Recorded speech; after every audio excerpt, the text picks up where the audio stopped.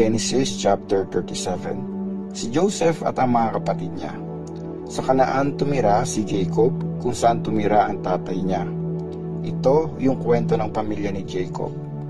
Noong 17 years old si Joseph, nag-aalaga siya ng mga tupa at kambing nila. Kasama niya yung mga kuwe niya sa side ni Bilha at Zilpa, na mga mag-asawang lingkod ng tatay niya. Lagi niyang sinusumbong sa tatay niya yung masasamang ginagawa ng mga kuya niya. Mas mahal ni Jacob si Joseph kesa ibang mga anak niya kasi matanda na siya nung pinanganak si Joseph. Ginawan pa nga niya ito ng mahabang damit na may manggas. Nung mapansin ng mga kapatid ni Joseph na mas mahal siya ng tatay nila, naggalit ang mga ito at di nila kinakausap ng maayos si Joseph. Isang gabi, nanaginip si Joseph nung kinuwento niya yun sa mga kapatid niya. Lalo silang nagalit sa kanya. Sabi niya, "Alam niyo ba na naginip ako? Nasa bukid daw tayo, nagtatali ng mga trigo. Tapos, biglang tumayo yung tinali kong trigo. Yung mga tinali niyo naman, pumwesto paikot sa trigo ko, saka yumuko." So, anong ibig mong sabihin? Maghahari ka, tapos ikaw ang susundin namin? Tanong nila. Dahil sa kinuwento niyang panaginip, lalo pa silang nagalit sa kanya. Tapos nanaginip ulit si Joseph at kinuwento niya ito sa mga kapatid niya. Sabi niya, "Alam niyo ba na naginip ulit ako? Nakita ko yung araw, buwan at saka 11 na stars na yumuko sa akin." Kinuwento niya din ito sa tatay niya, pero pinagalitan siya nito. Anong ibig mong sabihin? Palagay mo ba yuyuko kami ng nanay mo at mga kapatid mo sa'yo? Nagngit-ngit sa galit yung mga kapatid ni Joseph, pero di nawala sa isip ni Jacob ang panaginip na yun. Binenta si Joseph at dinala sa Egypt. Isang araw, pumunta sa Shechem ang mga kapatid ni Joseph para pakainin at bantayan ang mga alagang hayop ng tatay nila. Sinabi ni Jacob kay Joseph, "Puntahan mo yung mga kapatid mo sa Shechem. Nagpapastol sila doon ng mga alaga nating hayop." "Sige po," sagot ni Joseph. Sabi ng tatay niya, "Umalis ka na at tingnan mo kung okay lang yung mga kapatid mo at mga alaga natin. Tapos bumalik ka dito at balitaan mo ako." Umalis nga si Joseph mula sa Hebron Valley at dumating sa Shechem. Habang naglalakad siya sa bukid, nakita siya ng isang lalaki at tinanong siya nito, "Anong hinahanap mo?" "Hinahanap ko yung mga kapatid ko na nag-aalaga ng mga hayop," sagot niya. "Alam mo ba kung nasaan sila?" Sabi ng lalaki, "Umalis na sila dito. Narinig ko pupunta daw sila sa Dothan." Kaya pumunta si Joseph sa Dothan at nakita niya doon ang mga kapatid niya. Malayo pa lang, nakita na si Joseph ng mga kapatid niya. Pero bago pa siya makalapit, napagkaisahan na ng mga kapatid niya na patayin siya. Sabi nila, "Ayan na yung mahilig managinip. Tara, patayin natin siya. Tapos, itapon natin siya sa tuyong balon. Sabihin na lang natin na pinatay siya ng mabangis na hayop. Tingnan natin kung magkatotoo pa ang mga panaginip niya." Narinig sila ni Reuben kaya tinry niyang isave si Joseph. Sabi niya, "Huwag natin siyang patayin. Ihulog na lang natin siya sa balon dito sa desert pero huwag natin siyang saktan." Sinabi niya ito kasi plano niyang iligtas si Joseph at iuwi sa tatay nila. Pagdating ni Joseph, puwersahan nilang hinubad yung damit niya na may mahabang manggas. Tapos, hinulog siya sa tuyong balon. Pagkatapos nun, naapo sila at kumain. May nakita silang grupo ng Ishmaelites galing Gilead. Yung mga camel nila ay may mga kargang pampalasa ng pagkain at mga ingredients sa paggawa ng pabango na dadalhin sa Egypt. Sabi ni Judah sa mga kapatid niya, may mapapala ba tayo pag pinatay natin siya at tinago natin kung paano siya namatay? Ganito na lang, ibenta natin siya sa mga Ishmaelites at wag na nating saktan kasi kapatid pa rin natin siya, kadugo natin yan. Nag-agree silang lahat. Pagdaan ng mga negosyanteng Midianites, hinila ng magkakapatid si Joseph palabas ng balon at binenta sa mga Ishmaelites sa halagang 20 pirasong silver. Tapos sinama siya ng mga Ishmaelites sa Egypt. Pagbalik ni Reuben sa balon, wala na doon si Joseph. Sa sobrang lungkot niya, pinunit niya ang kanyang damit. Bumalik siya sa mga kapatid niya at sinabi, "Wala na doon yung bata. Ano na ang gagawin ko?" Tapos, pumatay sila ng kambing at nilagyan ng dugo noon yung damit ni Joseph. Dinila nila yon sa tatay nila at sinabi, "Nakita namin ito. Damit po ba ito ng anak nyo?" Nakilala ni Jacob yung damit at sinabi, "Oo, sa kanya nga ito. Pinatay at nilapa ng mabangis na hayop ang anak ko. Sigurado akong nagkapira-piraso na ang katawan niya." Sa sobrang lungkot, pinunit ni Jacob ang suot niya at nagdamit siya ng sako. Matagal siya nagluksa para sa anak niya. Pinuntahan siya ng lahat ng mga anak niyang lalaki at babae para i-comfort. Pero hindi niya sila pinansin. Sabi niya, "Magluluksa ako para sa anak ko hanggang sa mamatay ako."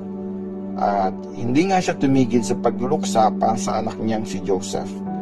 Doon naman sa Egypt, binenta ng mga Midianites si Joseph kay Potiphar, na isa sa mga officials ng hari at kapitan ng guard na sa palasyo. Genesis chapter 38. Si Judah at si Tamar. Nung time na yon, iniwan ni Judah yung mga kapatid niya at nagstay siya doon kina Hira, isang lalaking taga-Adulam. Namit doon ni Judah ang isang dalagang Canaanite na anak ni Shua. Naging asawa niya ito. Nagkaroon sila ng anak na lalaki at tinawag niya itong Nabuntis ulit ang asawa niya ng anak ng isa pang lalaki at Onan ang pinangalan niya dito. Tapos nagkaanak ulit siya ng lalaki. Shelah naman ang pangalan nun. Nasa Aksib si Judah nung pinanganak ito.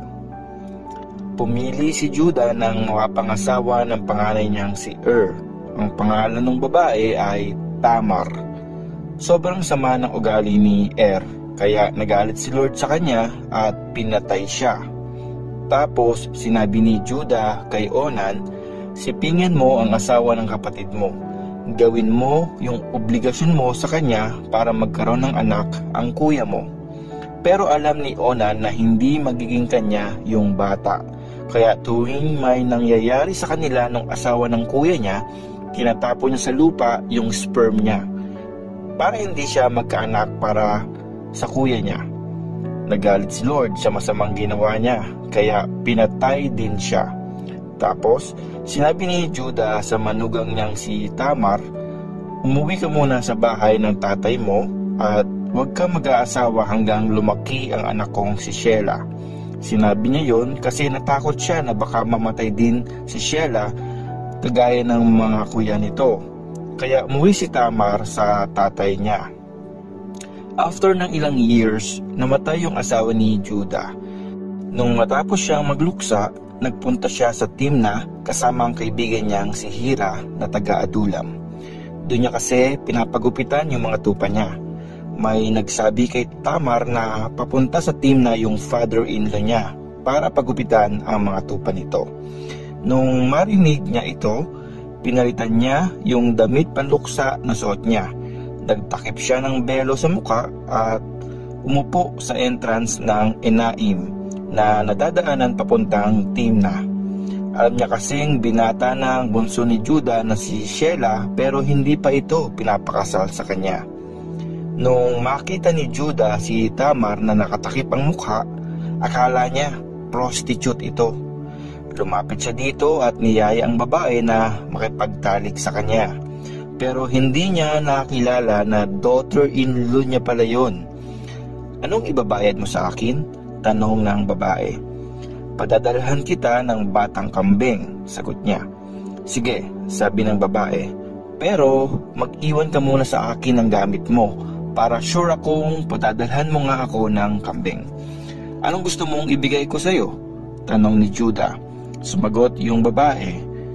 Yang singsing na pantatak na nakakwintas sa'yo at yung daladala mong tungkod. Binigay nga ito ni Judah sa kanya. Tapos nagtalik sila at nabuntis si Tamar. Pagka-uwi ni Tamar, tinanggal niya ang belo niya at sinuot ulit ang damit na panluksa. Pinapunta ni Judah yung kaibigan niyang si Hira para dalhin yung kambing at kunin yung mga damit niya sa babae. Pero hindi niya ito nakita. Tinanong ni Hira yung mga tao sa Enaim, nasaan na yung prostitute na nakaupo dito? Walang prostitute dito, sagot nila. Bumalik siya kay Judah at sinabi, di ko siya nakita doon. Sabi ng mga tao, wala daw prostitute doon. Sabi ni Judah, hayaan mo na sa kanya yung mga yun. Baka pagtawanan pa tayo ng mga tao. Sinubukan ko namang bayaran siya, kaso wala siya doon. Mga 3 months pagkatapos noon, may nagsabi kay Judah, yung manugang mong si Tamar, nagpaka-prostitute. Ito pa, buntis siya ngayon. Inutos ni Judah, ilabas niyo siya at sunugin hanggang sa mamatay. Nung kinakaladkad na si Tamar palabas, pinasabi niya sa biyenan niya, nabuntis ako ng lalaking may-ari nitong singsing na nakasabit sa kwintas at nitong tungkod. Tingnan niyo kung kanino ang mga ito. Nakilala ni Judah yung mga gamit at sinabi, wala siyang kasalanan. Ako yung nagkamali. Hindi ko kasi siya pinakasal sa anak kong si Shelah. After nun, hindi na ulit nakipagtalik si Judah kay Tamar. Nung manganganak na si Tamar, nalaman na kambal ang magiging anak niya. Habang nagle-labor siya, lumabas yung kamay ng isang baby. Hinawakan yon ng midwife at tinalian ng pulang sinulid at sinabi, ito yung panganay. Pero pinasok ulit ng baby ang kamay niya. Tapos biglang yung kakambal niya ang lumabas. Sabi tuloy ng midwife, ayos nakagawa ka ng butas para mauna kang lumabas. Kaya Perez ang naging pangalan ng baby. Tapos lumabas din yung kapatid niya na may pulang sinulid sa kamay. Zerah naman ang naging pangalan nito. Genesis chapter 39. Si Joseph at ang asawa ni Potiphar. Dinala nga ng mga Ishmaelite si Joseph sa Egypt at binenta siya kay Potiphar, isang opisyal ng hari at kapitan ng mga guard sa palasyo. Tinulungan ni Lord si Joseph at ginawang successful. Nakatira siya sa bahay ng amo niyang Egyptian. Nakita ng amo niya na tinutulungan siya ni Lord kasi nagiging successful ang lahat ng ginagawa niya. Natuwa sa kanya si Potiphar at ginawa siyang personal assistant. Pinamanage sa kanya ang bahay at ang lahat ng ari-arian nito. Simula nun, dahil kay Joseph, blines ni Lord ang buong pamilya ng Egyptian at ang lahat ng pagmamay-ari nito sa bahay at sa bukid. Pinagkatiwala ni Potiphar kay Joseph ang lahat ng ari-arian niya, kaya wala na siyang iniintindi except sa kakainin niya. Guwapo si Joseph at maganda ang katawan. Dumating yung time na nagkagusto sa kanya yung asawa ni Potiphar. Sinabi nito, halika, sipingan mo ako. Tinanggihan niya ito at sinabi, ma'am, mula nang dumating ako dito, wala nang problema ang amo ko na kahit ano. Pinagkatiwala na niya sa akin ang lahat ng pag-aari niya. Pantay lang kami dito sa bahay at wala siyang pinagdamot sa akin except sa iyo na asawa niya. Hindi ako gagawa ng masama at ayoko magkasala sa Diyos. Araw-araw, inaakit si Joseph nung babae, pero di niya ito pinapansin. Pero isang araw, pagpunta ni Joseph sa bahay para magtrabaho, wala ni isang katulong na nandun. Biglang hinatak ng babae ang damit ni Joseph at sinabi, "Sipingan mo na ako." Pero umiwas siya at tumakbo palabas at naiwan sa babae ang damit niya. Nung makita ng babae na naiwan ni Joseph yung damit niya at nakalabas na siya sa bahay, tinawag niya agad ang mga katulong at sinabi, "Tingnan niyo ito. Iniinsulto tayo ng Hebrew na dinala dito ng asawa ko. Pumasok siya sa kwarto ko at gusto akong rapin. Buti na lang nakasigaw agad ako. Tapos nung sumigaw ako, bigla siyang tumakbo palabas kaya naiwan ang damit niya dito." Tinabi niya yung damit hanggang dumating ang asawa niya. Tapos inulit niya yung kwento niya. "Pumasok sa kwarto ko yung Hebrew na alipin na dinala mo dito. Gusto niya akong rapin. Pero nung sumigaw ako, bigla siyang tumakbo palabas at naiwan ang damit niya dito." Galit na galit si Potiphar sa kinuwento ng asawa niya.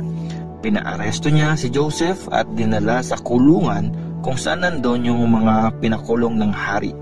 At doon nga pinag-stay si Joseph. Pero hindi siya pinabayaan ni Lord at blines pa siya. Natuwa sa kanya yung bantay ng kulungan. Ginawa siya nitong in charge sa ibang mga preso at sa kanya pinagkatiwala ang lahat ng gawain doon. Hindi na pinoproblema na bantay yung mga ginagawa ni Joseph kasi lagi siyang tinutulungan ni Lord at nagiging successful ang lahat ng ginagawa niya.